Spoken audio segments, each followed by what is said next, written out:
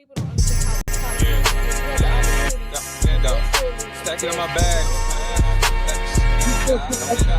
Yeah, stack it in my bag. Got a crypto grind. Currency's flowing, every coins in my mind. My coin base the upper, watch the numbers climb. In this damn fine, feeling so prime. Hustling these protocols, known to the man. Emptying out my radar, I can't understand. Jumping on the wave, watch me move the plan. Holding diamond hands in this crypto land. Got my eyes on the prize, making moves like a king. Every transaction hit a cash register ring. Ride a blockchain, we won't never be slow. In the world of finance, that's the profit. If you're holding real world assets, utility assets, you are a bank. Yeah, of course, we go over the news and stuff, but we just do what feels natural when we be doing our thing. Gotta get this money. What's his name? Swizz. Swizzled out. I don't know what is Swizzled out trends. Hit up Swizz. Or I can hit him up for you. Let me know. Just DM me. But yeah, he made the intro and all that. What's good, everybody? Dang, y'all came on YouTube quick. Good gracious. What's good? What's up, everybody? Appreciate you, Crypto Queen. Appreciate you. Peachy King, what's good? What's up, King Yada? What's good, Denise? What's up, Bullish Bird? What's good? Everybody come on in. What's up, Bifocus TV? What's good? Everybody come on in. Double tap the screen.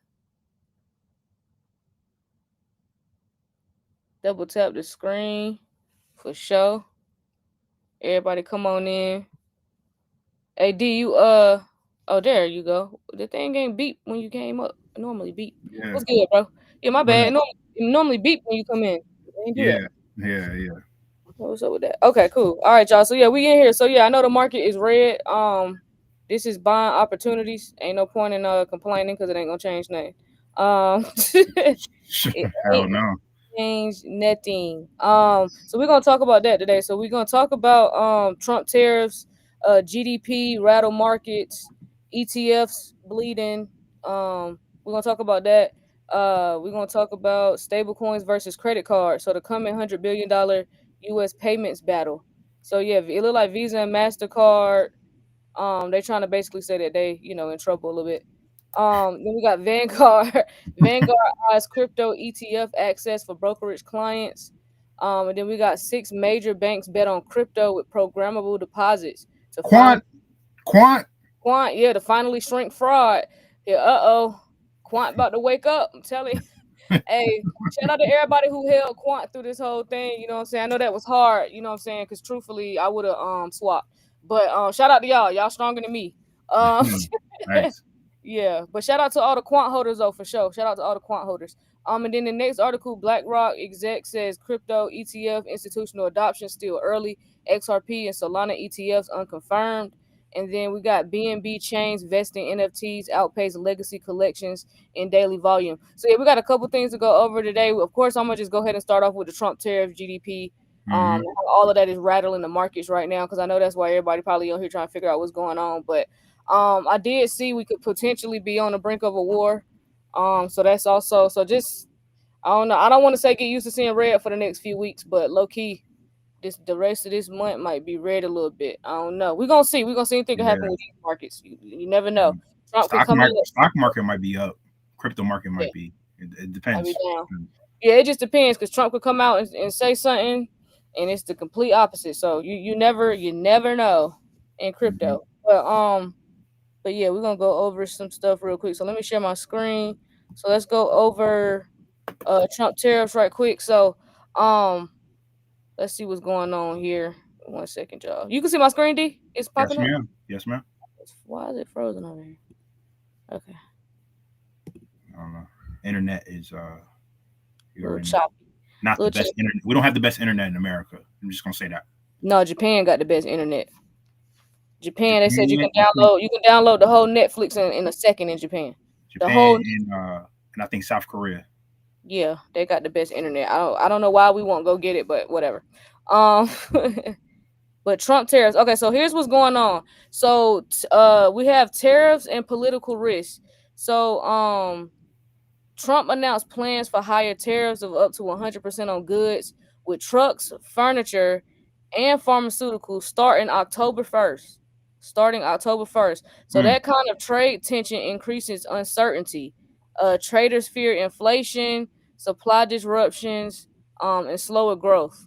And then the economic data is also factoring into the market right now. The furniture blowing me because why the hell he gonna do that? He gonna do that when we move. He doing that when we in the middle of buying furniture. I just thought about that. Golly, I think I tweeted that yesterday. He would do that. I'm sorry, that just pissed me off. So It's a personal thing. yeah, it's kind of personal. It's like, bro, you want to do this when I gotta go furniture shopping? That's when you want to do this? Okay.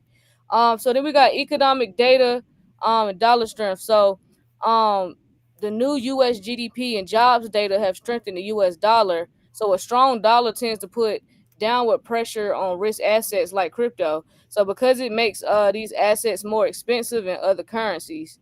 If inflation sensitive data like the personal consumption expenditures index comes in softer than expected, it could slow that dollar rally, possibly giving crypto some support. And then we have the crypto and ETF flows turning negative. So crypto prices are down. Bitcoin and Ethereum both fell nearly 2%. So big withdrawals from ETFs tied to Bitcoin and Ethereum. So $258 million left Bitcoin ETFs and $251 million left Ethereum ETFs in one day. So the whales are also selling. So 147,000 BTC have been offloaded since mid-August. That's a lot of Bitcoin. 147,000 Mm. BTC have been offloaded since mid-August. So also new developments and risks. So a new blockchain called Plasma launched, aiming to be stablecoin native and optimized for fast, low fee operations. So regulators are under watch. So the article also mentions concerns about companies using crypto treasuries, um, and possible scrutiny over unusual trading volume. And then we have global and geopolitical risk also that matters as well with the with the Russia situation, whatever's going on with that. I haven't followed it too much. But yeah, that's factoring in. So markets don't like surprises. So big political shifts, like tariffs, strong economic data, and regulatory uncertainty can spook investors. So when investors get nervous, they tend to pull money out of riskier assets, and crypto is viewed as riskier. So the fact that ETFs tied to crypto are seeing large outflows suggests institutional investors are also rethinking exposure. And then new infrastructure. So yeah, new infrastructure like Plasma, they offer hope for innovation, but its success depends on adoption, regulation, and stability. So that's pretty Mm. much why your markets are red right now. So tariffs, and then this potential war because it's something about they doing some big meeting with the military that apparently indicates that we may be going to war. And then all the Russia drama. And then the potential government shutdown, right? Yeah, I'd be forgetting about that because we get threatened with that every 90 days. So I Yeah, have yeah, a long yeah, list. So yeah. yeah, and then potential government shutdown, and then it's like we got a strong dollar right now. So yeah, people getting out of riskier assets. Shout out to Steve with the super chat. He said, "Do you think we will have a pullback that will last the last 3 to 6 months? Isn't Powell out in 6 months? I mean, we could have a pullback for a little while.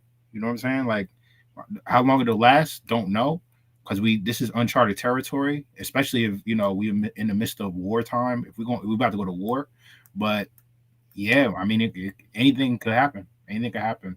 Do we want it to go down like that? No, because we think Q4 is going to be, crazy going into, the next, the first half of the year of next year. But anything is possible, fam. Anything is possible I within would be prepared for that. Actually, that was a good question. 180 days. I would be prepared. I would be prepared for the market to be down 3 to 6. I'm not saying like it is, but you should prepare yourself mentally for that because we don't know what's getting. It's so uncertain. We're really in uncharted territories. So I would just prepare mentally for that could occur because that actually makes sense because they want the markets up and that is best right before midterms. So in 2018, Trump did a shutdown, and here we are again. So yeah, he may do a shutdown again. I don't know. Brace for the worst. Brace for the worst, fam. Brace for it, gang. Brace for the worst. I ain't gonna hold you. It's better to do that than to be lying to yourself like, oh, everything's gonna be okay. Like we don't know that. I don't. As far as the markets go, like we don't know that. Like Thank you guys for the gifts. Thank you guys for the gifts for sure. Zebec Spaces today fire. Oh dang, yeah, I didn't see it. I ain't see it. I ain't see it. Well, I hadn't listened to it. I'm sure they recorded it though. Okay, cool. Heck, All right, so yeah, so this next article we have, yeah. we're gonna talk about. So we can talk about these six major banks. So let's go ahead and talk about Quant right quick. So six major banks bet on crypto with programmable deposits to finally shrink fraud. Quant. What's Quant doing? Give me a second. So what happened was, all right, hold on. So these six banks, HSBC, Lloyd's, National West, NatWest, Barclays, Nationwide, and Santander, are running a live test until mid 2026. I wonder why. To try tokenized deposits. Think of normal bank money, but upgraded with smart rules. So a company called Quant, never heard of this company before. A company called Quant is providing the tech so bank money can have built-in instructions like escrow and work across existing payment systems, faster payments, CHAPS, open banking, and bank ledgers. So what is programmable or tokenized money? So it's regular bank money that lives on a secure digital system and can follow rules automatically. So for example, money only releases after you get your item or after both sides confirm something actually happened. Why are they doing this? Because the main goal is to reduce fraud and failed payments, right? And speed up complicated processes like mortgages and big financial trades, which take forever in the market. The UK regulators prefer improving bank deposits over using stablecoins. They want to innovate the inside banking system with stronger rules. So, what will this pilot test consist of? Person-to-person marketplace payments. They're going to add conditions and escrow so scammers can't just grab the money. And the expected effect is to be 5 to 15% fewer losses from the authorized push payments. The scams inflows using confidential release, remortgaging, so refinancing your home. They're going to synchronize money movement and identity checks between lenders and lawyers. The expected effect is to speed up transfers from hours to less than a day in pilots and reduce fraud. Just basically reduce the fraud. And then you got wholesale asset settlement, which is big financial trades, or atomic settlements, which they're called. Basically, is cash and security swaps instantly together. So no one is left waiting, right? T+0 settlement time in the test environments. Less than a day, fam. Stuff should be settled within minutes and seconds. If I want to do a transaction, it should be settled right then and there, right? We shouldn't have to wait 3, 4, 5 days or months, in some case for shit to go through. And then they talk about corporate payment operations, which is built-in rules to auto check invoices, timing, and reconciliation. Why are they doing this now? Because fraud is risking in the UK. It's risking and it's rising. It's rising as well, especially in marketplaces that scams in are heavy. And banks and consultations like Deloitte see cost saving and fast throughput when these rules are automated. And the UK is also testing digital government bonds, which could fit the CETA system in the future. And basically, Quant's tools, which is Overledger and PayScript, will help connect the ledgers and let banks program payment logic. So basically, Quant is going to help with the connecting the systems together, the interoperability of it, right? And making the different banking systems and payment rails talk to each other, which we told you Quant was going to do. We told you Quant was going to do that shit a while ago. They're going to connect all these systems together. So this aligns with the UK policy plans for the next gen payments and the EU working on conditional payments. So if this succeeds, the banks could roll this out where it helps the most, and fraud controls and bank-to-bank interoperability will be built in from day one. So we're gonna be looking at this from now until what did they say? Until mid 2026. These tokenized deposits. Okay, so They get ready to reduce. Yeah, so they're reducing fraud. So it's a wrap. Quant right now is under $100. I think it's like around $90. Okay, let's check right quick. Let's see how much Quant is. I remember getting Quant when it was like $50, $50 or something. 91.16. So yeah, so 91. $100. How you feel about Link is how I feel about Quant for sure. Yeah, absolutely. Can't go wrong with either one of them. Shout out to both of them. Shout out to everybody that's been holding Quant this whole entire time. Yeah, Quant was never done. It just was quiet. It just was mad. It's just been mad quiet the last like year for real. We ain't heard too much news out of Quant. Y'all notice we don't never cover Quant because there's never really no news on Quant. Quant really quiet. Like it be, I don't know, but we all know Quant got a major use case, especially with that ISO 222 situation and all that. Mm-hmm. So yeah, no, this is cool. So yeah, y'all better stop doing fraud. It's a wrap. It's a wrap. This morning for $88. Somebody said they just bought something this morning for $88. That's what it is. KB said his lowest Quant buy was around $42 in 2022. Damn, that was a steal, bro. That was a steal. Shout out to KB. That's some smart investing right there. So this next article we're gonna talk about real quick. Let's talk about stablecoins versus credit card. Oh, my bad, D. Was you done with that one? Yeah, it's done. I was done. Okay. Stablecoins versus credit cards. So the coming $100 billion U.S. payments battle. So yeah, let's talk about it real quick. Let's talk about it. So what this article is talking about, so it's comparing stablecoins with credit cards and argues that stablecoins could disrupt the traditional credit card system in big ways. So y'all better listen up. So problems with credit cards. So every time you swipe or charge something, merchants have to pay fees, of course. So commonly they pay between 1.5% to 3.5% of the purchase amount. Merchants sometimes pass those costs on to consumers. And although card payments feel instant, merchants often wait 1 to 3 business days to actually get the money. So how stablecoins could fix this or be better? So lower fees without credit card networks and middlemen taking slices. Stablecoin based payments could cost much less for merchants and consumers. Faster settlement. So on a blockchain, money can move in seconds or minutes rather than days. And then you have the custom rewards or loyalty. So instead of fixed credit card cash back or point systems, stablecoins allow more flexible and programmable reward schemes. Like merchants could issue reward tokens that are tradable or usable across platforms. So Gemini, which is, of course, y'all know is a crypto exchange, and Ripple, they teamed up to launch that XRP credit card, giving cash back in crypto. So they also used a new stablecoin, y'all know, which is RUSD. So for U.S. trading pairs to simplify conversions. And then you have the Airshop, which is a project that wants to run loyalty programs using stablecoin-backed stable points, which can be used across many merchants.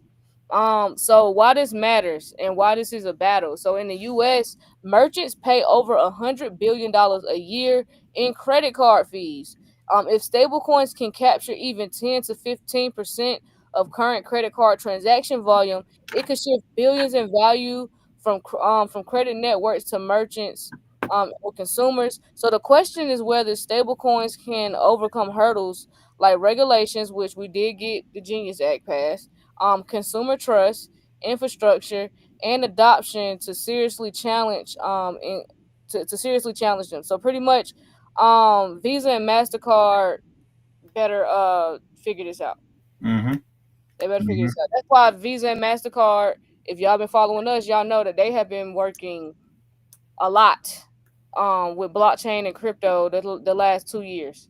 They have not. If you go to MasterCard's website, Visa's website, they have been very vocal about their participation in crypto and blockchain. So they know this already. So everything that this article is talking about, Visa and MasterCard are fully aware.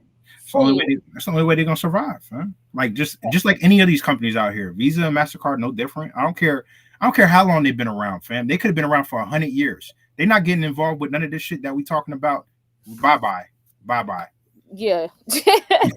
Bye. Yeah, You know what I'm y'all ain't saying? gonna last too Next, long. what they say in basketball? Next man up. Yeah, Next man up, fam. for sure. For Next sure. man up. You know what I mean? And I'm pretty sure Visa and MasterCard don't want to lose their slot as real deal merchants out here Did in the anybody world. in the chat get that Gemini XRP credit card? Trying to see something. Did anybody in the chat get that Gemini XRP card? I do know some. I think somebody in the Telegram got it. I'm pretty sure. I'm thinking about getting one. Royal said he got one. Okay. I have it. Eyes wide open got it. I have the Gemini. Okay. So y'all like it? Is it good? Like, is everything been smooth? Like, how was the process? You know what I'm saying? I'm gonna go through the process and probably and definitely make sure I tell y'all about it. You Been got had it for a year. I have 500 in XRP. Damn. Oh, okay. Hold on. You have what? Oh, I'm sorry. I have 500 in crypto. I'm sorry. I tried, but the app is shitty. Keep kicking me out. Okay. I know people with Gemini fold cards. Both smooth so far. The 4%. Eyes wide open said the 4% takes time. So is it worth it? Do y'all think it's worth it? Y'all think it's worth it for the rest of the chat? Wall Street plug want to know, is it worth it too? I'm in New York, so drip effect. Yeah, New York be tripping. Yeah, facts. I got the Zebec card. Let me see what they're talking about over here on YouTube. Okay. So Wick said no. Eyes wide open said yes. Royal said definitely worth it. Better than cash back. Bullish. What he said? Bullish Beard said it's legit, smooth process. Earned over $20 in XRP already. Jamar said he thinking about getting one. George said I got the Bitcoin Gemini card. Okay, I remember when that dropped. Okay. Do y'all recommend getting it? I mean, I'm thinking about getting it. I'm thinking about getting it.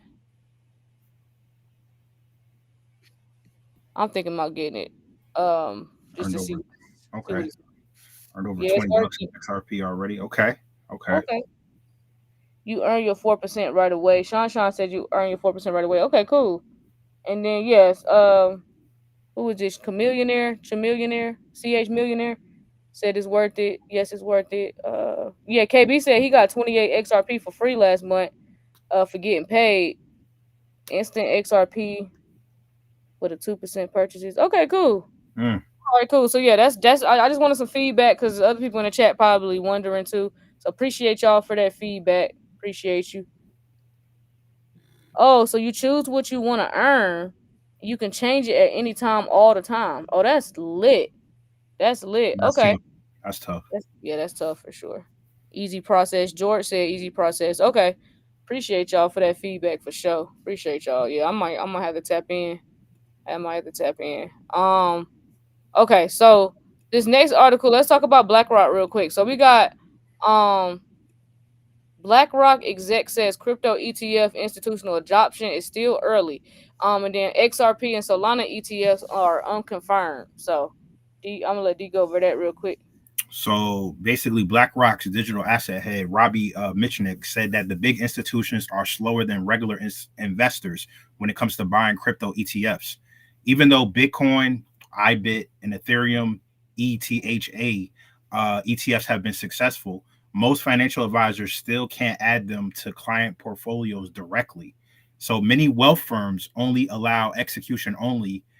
Clients have to click buy themselves. Advisors can't allocate it for them. Man, it must suck to be a financial advisor. You know what I'm saying? Like I mean, if they can't advise them, because it's like, I know we get on them, we ride them because they don't know about crypto, but I guess for the ones that do know, like, ain't this an issue for them? Right? Wouldn't this be an issue? Like, wouldn't this be like a problem? Like, if you're trying to, have your client's best interest, and if you want to keep your client, this is an issue. So a few leading firms stated that IBIT started adding IBIT to model portfolios in early 2025, but it's not widespread yet. So no confirmation on XRP or Solana ETFs. BlackRock won't comment on potential ETFs for XRP or Solana, not just yet. They launch new ETFs only if there's clear client demand. There's no demand for XRP ETFs. The investment logic makes sense. XRP don't make sense. XRP Solana don't make sense right now? Huh. The asset is liquid and mature enough. Okay. And it fits into portfolios well. That's interesting. That's interesting. That's the criteria of having an ETF, with BlackRock. Why Ethereum ETFs face extra hurdles is because Ethereum ETFs can offer staking rewards due to tax structure and liquidity issues in ETF design. Staked Ethereum has unbonded periods, which clashes with ETFs needed daily liquidity, and this reduces the demand versus Bitcoin. So Bitcoin versus Ethereum for institutions. Bitcoin is seen as digital gold, easier to fit as a diversifier like gold, and Ethereum is seen more like tech, but on blockchain adoption. It needs deeper explanation, feels closer to tech stocks or venture capital. And then the outlook for tokenization and stablecoins is that tokenization's best near-term use is money market funds, where tokenization gives 24/7 access liquidity without losing any yield, right?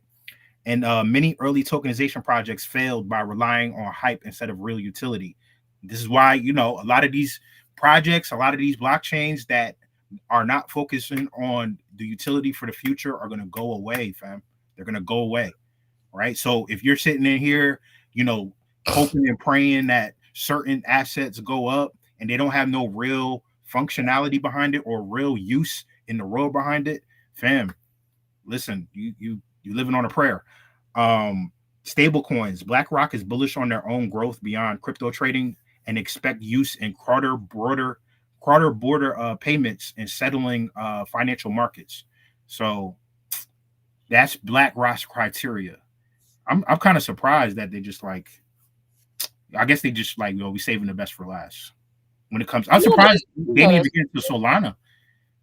That made me look a certain way about Solana. If BlackRock ain't trying to get in with Solana, I kind of see XRP, because XRP is the dark horse in all of this, right? But but XRP also has to scale up on the DeFi side. Yeah. That's why when they said the asset needs to be liquid and mature, I could see why. But for Solana, Solana got the liquidity. That's it. They don't got the demand. Maybe don't have the demand. It's something they try. That's a signal to me. I already told y'all Solana does not have longevity. I mean, unless something changes, but I don't think Solana has longevity. But hey, shout out to everybody that made money with Solana, still making money with Solana, still got good positions with Solana. Shout out to y'all to get your money for sure. I'm just saying, don't get married to it. That's all I'm saying. That's a fact. This next article, BNB Chains vesting NFTs outpace legacy collections in daily volume. BNB. Okay. NFTs, yo. NFTs. That's the wave. So basically what happened is a new type of NFT on the BNB chain called vesting NFTs suddenly did 12.4 million in sales in one day, briefly beating famous collections like CryptoPunks and Pudgy Penguins, right? If you know anything about NFTs, you know that CryptoPunks and Pudgy Penguins, those are some of the most popular collections. This spike helped BNB chain hit about 14 million in total NFT sales for the day, almost doubling Ethereum's in a day, fam, in a day. So what are these vesting NFTs? If you don't know anything about NFTs, they're non-fungible tokens, right? So many crypto projects lock tokens so team members and early investors can't sell right away. They unlock it slowly over time. So that's what vesting is, right? So the UNCX network turns these locked tokens into NFTs that act like vouchers, right? So if you hold the NFT, you have the right to claim the tokens as they unlock according to the original schedule. So this lets people trade the rights to future tokens without breaking the vesting rules, and then it creates liquidity, right? You could sell them right now, even if the tokens unlock later. So it gives it that flexibility. So why did this get big, fam? There's a lot of money in locked tokens. I don't know if y'all know this, but there's a lot of money in locked tokens. In September alone, about $15 billion worth of tokens were unlocked, fam. and another 10 billion is expected within the next 2 months. So even through vesting, NFT sales are in the millions today, but the total lock token market is huge, that it could grow into a $1 billion niche. $1 billion niche. This is just for vesting NFTs. So investors seem more interested in NFTs that to do something useful, not just profile pictures. And examples of that is Courtyard, where they tokenize real world collectibles, right? They did 500K in a day, and once did 22.3 million in 1 week. And then you got D-Market, which is the marketplace for in-game item NFTs that works across a vast array of games. And then Takeaway, NFTs are shifting from pure speculation to practical uses. So that means access, rights, game items, financial tools, etc. So these vesting NFTs may be something to look into as we, get further involved with the smart contract game. Oh yeah. Oh, for sure. So yeah, y'all, the NFTs, don't sleep on them. I know the NFT space been kind of quiet as well, but just like Quant, I would not be doubting it. I wouldn't be doubting it. Also the NFT class that we have is available. The early bird special is available until the end of today. So at the end of today, that early bird special will be gone. So earlier this week I asked y'all, did y'all who was waiting until Friday. So early bird gonna end at the end of today. So make sure you get that early bird special, because other than that, the price goes to $88 after today. Yeah, the price goes $88 after today. So yeah, but shout out to everybody that got the NFT class. Like we told y'all, we got a special gift for everybody that attends that class. It's a surprise. So yeah, make sure y'all get in that NFT class. Because Mike is getting ready to give y'all some game. I'm trying to tell you, about to put y'all on. So yeah, make sure y'all get in that NFT class. The NFT class about to go crazy. And then yeah, the gift that y'all gonna get is gonna be amazing. So yeah, we excited about that. But yeah, no, NFTs, y'all don't sleep on the NFT space. Please don't sleep on the NFT space. While you in the midst of doing all this other stuff, just make sure you know what I'm saying, paying attention to the NFT space, because it's not going anywhere. If anything, you about to start seeing a lot more of it. I had one more article. So we got Vanguard eyes crypto ETF access for brokerage clients. So we'll go over that right quick. But give me 1 second actually. Somebody asked what it's about. Basically, we're gonna go over the basics and how to mint your own.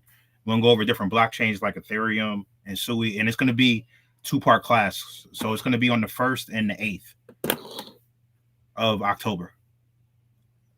Yes, sir. You get access to both parts. Yep. Okay, so Vanguard eyes crypto ETF access for brokerage clients. So Vanguard, so who in the chat know who Vanguard is? Drop a fire if you know about Vanguard. For those that's new, we'll go over it. But Vanguard is one of the world's biggest asset managers. They manage around 10 trillion with a T, $10 trillion in assets. They're considering letting its brokerage customers trade crypto ETFs. So is this the same Vanguard with the CEO that said that they were never going to do that? They weren't touching that. Same Vanguard. It's only one Vanguard. It's only one Vanguard. I hope he's stepped down from his position, because that was a major fuck up. But yeah, they're considering letting their brokerage customers trade crypto ETFs on its platform. So until now, Vanguard has largely stayed away from crypto, preferring a more cautious approach from competitors like Fidelity or Charles Schwab. So Vanguard, basically, it must be a bunch of old people over there, like a bunch. Yeah, for them to have got away with it for this long, it's a bunch of old people here. The CEO had stepped down. Okay, I thought so. That makes sense. We call Quincy back. Lost my spot because my cousin called me. Hold on. Okay, here we go. So instead of creating its own crypto products like BlackRock did, Vanguard is reportedly planning to offer third-party crypto ETFs through its brokerage service. So the company is taking a careful, deliberate approach, doing internal work and external discussions, likely because it sees client demand rising and the regulatory climate changing. Vanguard's leadership has been connected to crypto moves. Their CEO, Salem Ramji, previously, I don't know if I'm saying his name right. Salim, maybe it's Salim. I'm sorry. Salim, maybe? I don't know. Um, previously worked at BlackRock, which launched a very successful Bitcoin ETF, which is IBIT. Also, on the regulatory front, the SEC has approved a generic listing standard to make it easier for crypto ETFs to be listed and is allowing index funds that hold top crypto assets, both moves that lower barriers for firms like Vanguard. So this matters because this is mass adoption potential. So Vanguard has a huge client base. So we just told y'all Vanguard is a $10 trillion asset manager. So if it opens the door for crypto ETFs, many more ordinary investors might gain easier access to crypto exposure.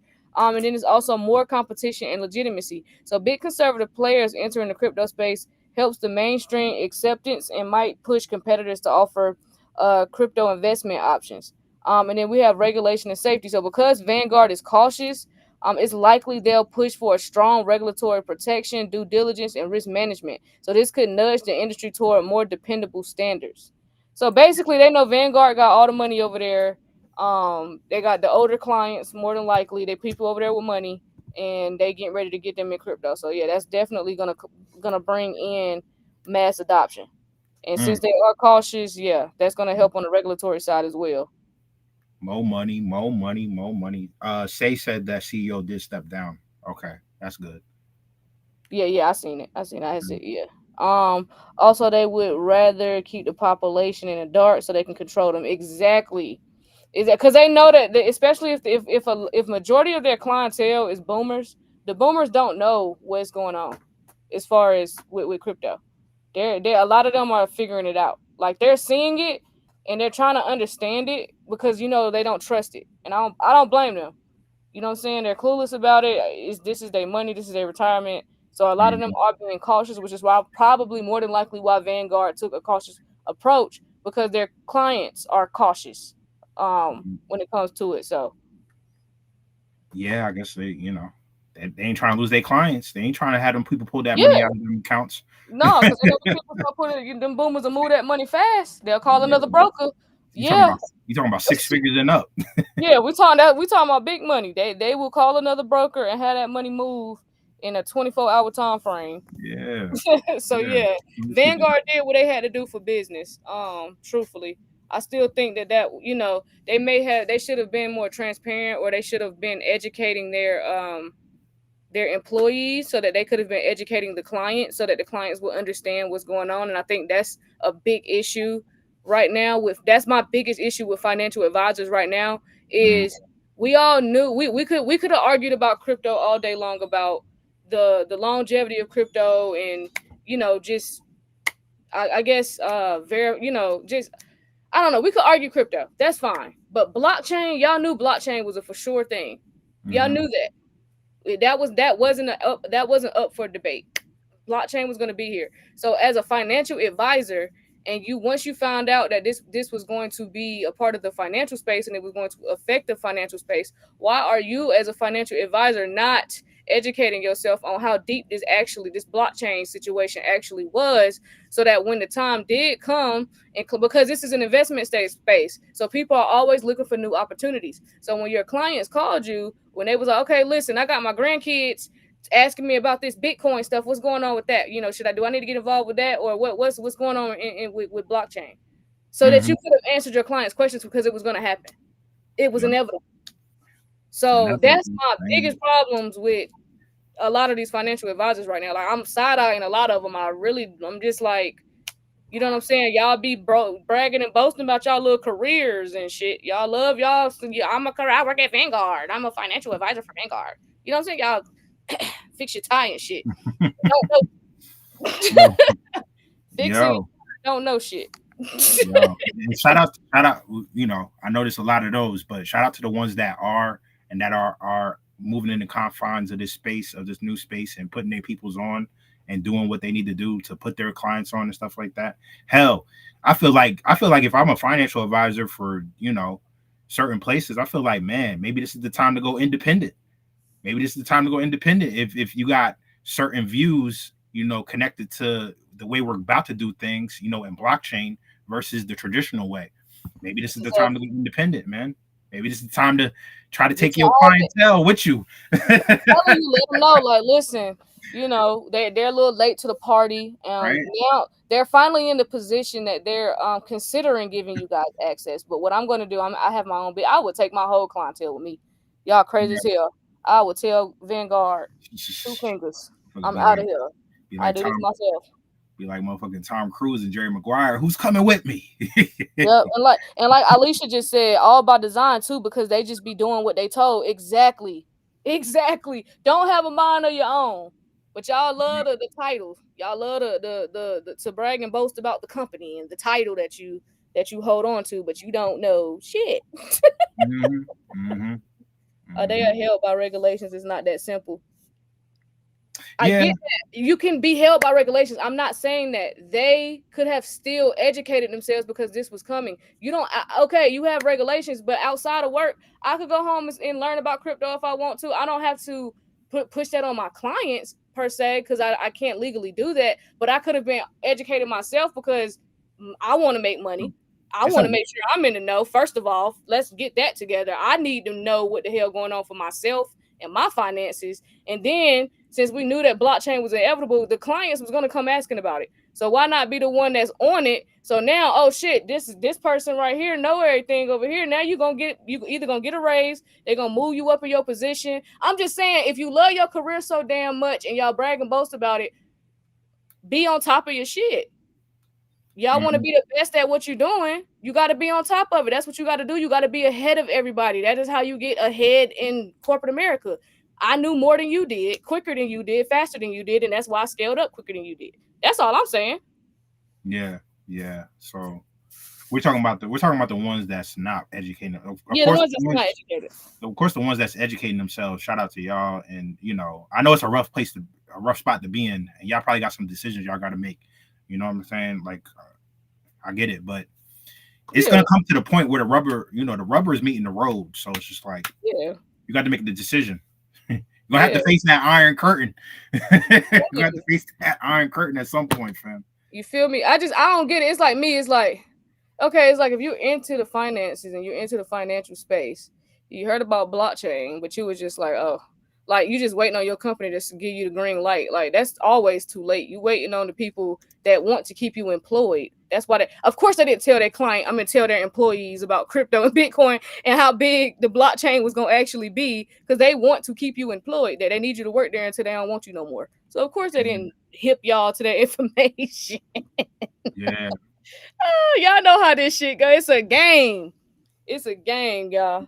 Game within a game within another game. Within a whole nother game. For sure. CS Chicago, I just got the card. Shout out to you. Congratulations. Let us know how you like it. So shout out to Chicago. We got Chicago in the crib. All right. Yeah. So Alicia said the companies may have a contract that they can't take the clients. Mine did. Yeah, that's true. But when people fuck with you, and a lot of clients be knowing about that type of stuff. Like, hey, look, I'm sure you're under contract, but because you gotta let your clients know, like, look, I just put my 2-week notice in. I'm about to go, about to do my own shit. And some of them clients ain't gonna give a fuck about none of that. But yeah, no, you're definitely right though. You're definitely right. But yeah, that's why we're gonna run this new world. Absolutely. LO, I'm a private employee of one of the major financial institutions. I get it. Oh yeah, no, for sure. I was just saying that people just should have been, being a little bit more proactive, in my opinion. Especially in that space, because it's always new stuff coming out, new products and all that. So, but yeah, other than that, y'all, Patreon, the call should have been posted for Patreon members. The call was posted, the recording for those that missed it. So it should be in there. Make sure y'all download the Patreon app as well on your phone if y'all haven't already, because the stuff is in there. That way you had a chat like right there. But yeah, other than that, y'all, get in that NFT class, because like we said, the early bird ends. The early bird is going to end at the end of today. So make sure y'all catch that early bird, because after that it's going to $88. Okay, it's going to $88 after today. We wanted to end it a couple days ago, so we held on, looking out. So, but that was it. Did we have any more news? Nah. Nah. want too much. Okay, so yeah, we'll keep an eye on all this. It's a lot going on in the political world that is affecting the markets, which is why we have to somewhat touch on it. Like we always say, we don't care your political views. I just care about whatever is affecting the market, and sometimes we do got to bring that up. It goes hand in hand. So just take advantage of the market being red right now. This is a buying opportunity, not financial advice. Do your homework. But yeah, because you're gonna be wishing that these prices, a lot of y'all was waiting on these dips, so take advantage of them. A lot of y'all was like, oh God, they're gonna go back down. Yeah, those green days, jokers was like, oh man, I wish it was red. Here you go. Here you are. Here you go. Get right. Get right, y'all. Get right. So but yeah, other than that, join that Patreon. Make sure y'all get in that DeFi Patreon. We over here, you know what I'm saying? We getting ready to be printing money. We're about to ramp it up. So bear with me, y'all. I'm in the middle of moving, so I'm gonna be a little hectic for the next week or two. But after that, it's on. I'm talking about I'm on everybody's head after that. About to go crazy. Shout out to everybody who donated for the raffle. So yeah, we definitely gonna have some immaculate equipment. So shit about to, we just getting ready to scale up. Shit gonna be a lot better. So yeah, we appreciate everybody. But other than that, y'all, we later. See y'all later. See y'all this evening, okay? All right, y'all. So yeah, we'll see y'all this evening for the updates. All right. All right. Kween and Dean, we're building things in this crypto world. Nothing's as fine. Get in blockchain now. Stop listening to the media. Stop listening to all the naysayers and all the doubters. Those are the same people that told people that the internet was just a phase. And now look at the world. Can't operate without the internet. Listen, real quick. Don't disrespect yourself. And look these up. Right now. You won't regret it. Things are happening. Look these up. Right now. So clean indeed, dropping crypto gems. It's like they got the vision, seeing future trends. Twire with the moves before the crowd reacts. First to make connections, no room for the hacks. No speculation, just straight facts in the flow. Navigating this market, watching profits roll. From Bitcoin to altcoins, they know the game. In the world of finance, the change in the frame. Queen's got the insight, D's got the voice. Together they rise, man, and make the right choice. Educating the masses, bring it light to the dark. In this crypto revolution, they igniting the spark. So if you wanna roll, you better tune in tight. Queen and D on the mic, bringing truth to light. In every podcast episode, they set the pace in the hustle at the block to their light. So free. Shit going crazy right now. Let me just go ahead and share my screen. So yes, the House passed the Genius Act in a 307-122 vote. Shout out to Congress who was tired of stifling innovation and got this done. So yes, the Genius Act is headed to President Trump's desk, who plans to sign it at the White House ceremony. This shit real deep. Kween and Dean, this shit real. we're building Oh my God. things Oh my in this God. crypto world. Nothing's as